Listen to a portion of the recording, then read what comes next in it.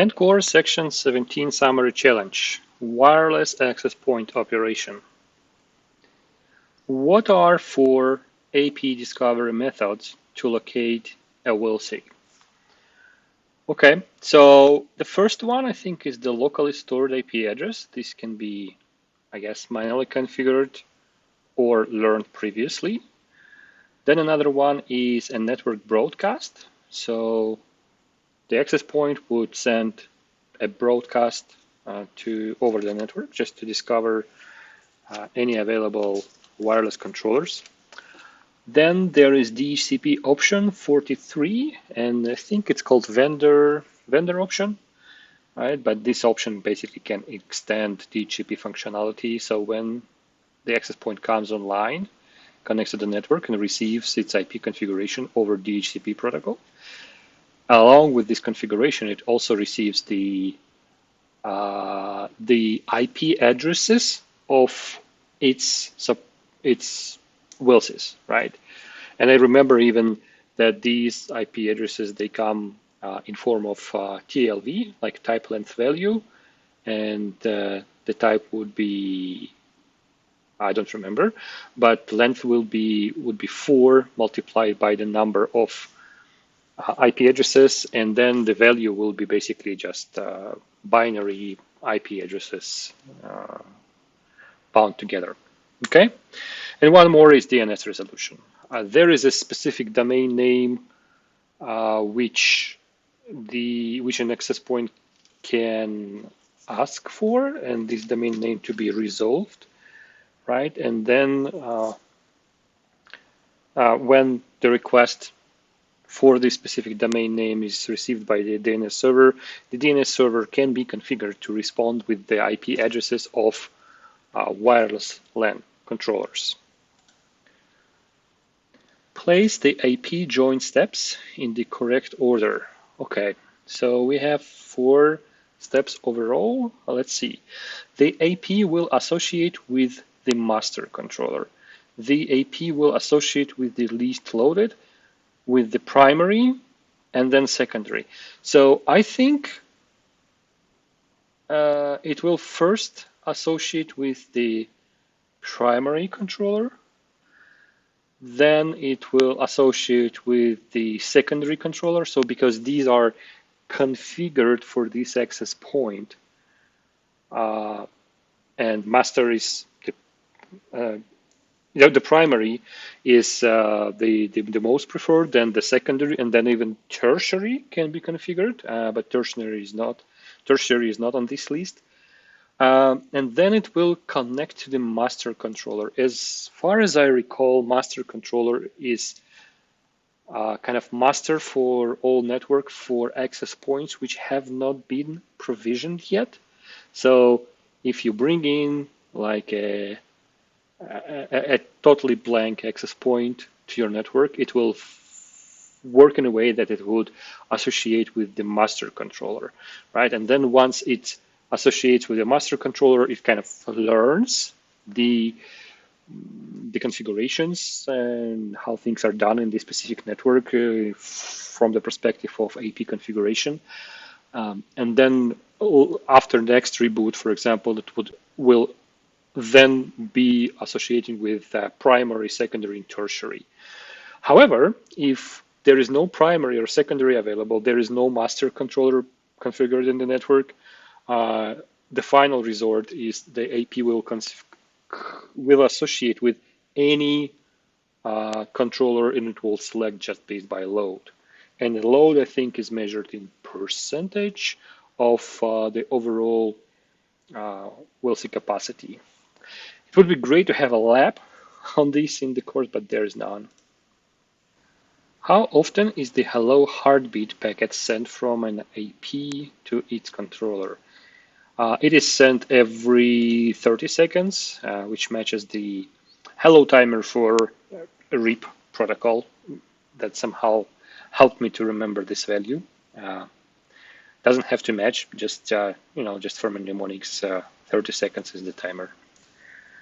What is the default AP mode after an AP has discovered and joined its preferred WLC? Okay, so default mode, I think, is local.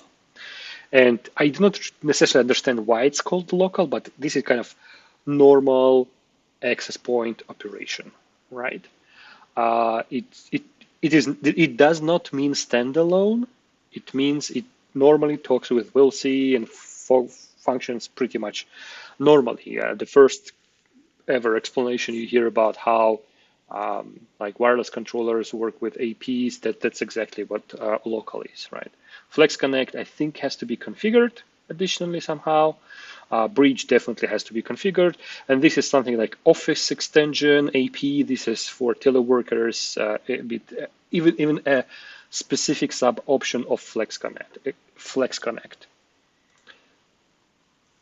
Which two statements about a Flex Connect AP in standalone autonomous mode are correct? Okay, standalone autonomous.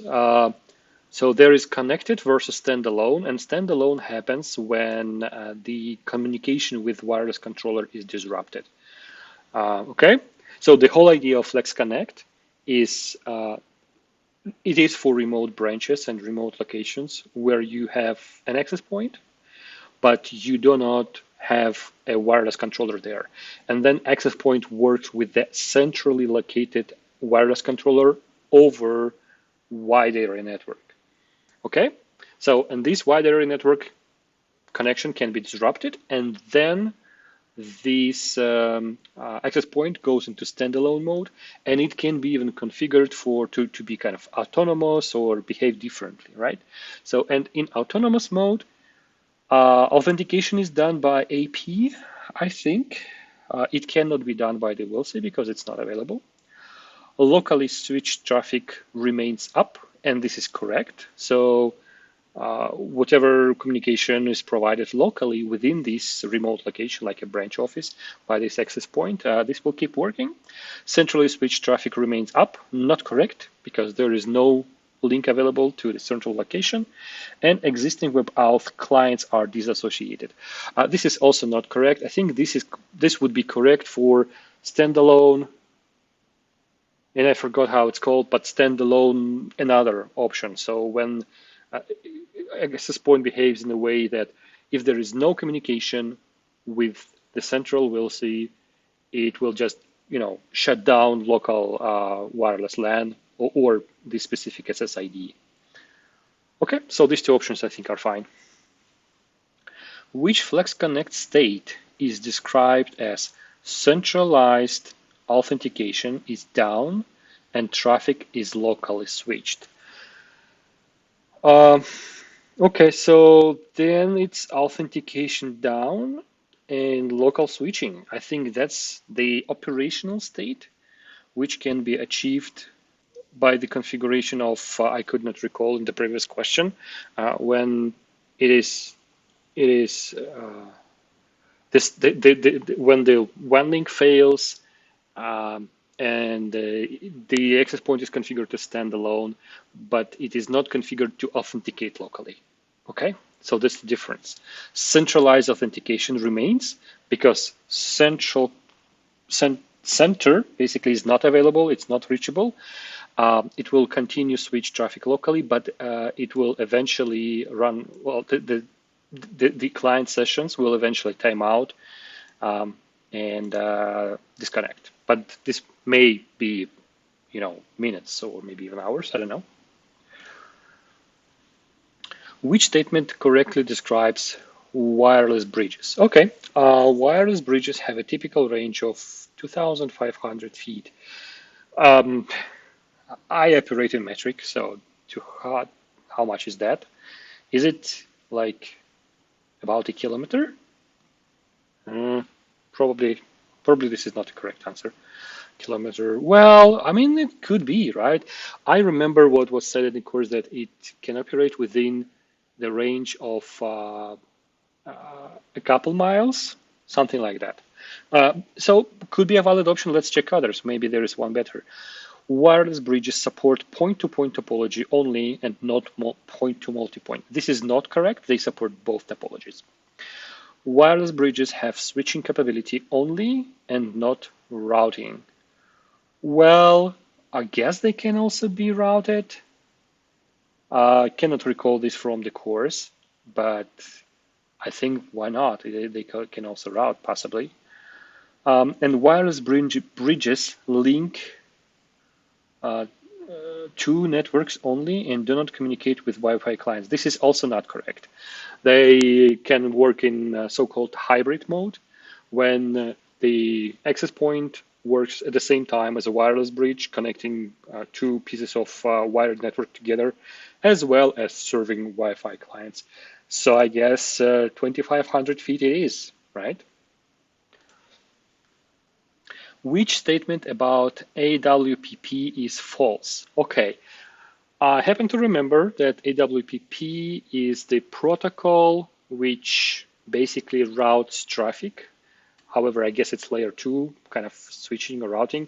It finds best path for traffic in a wireless mesh.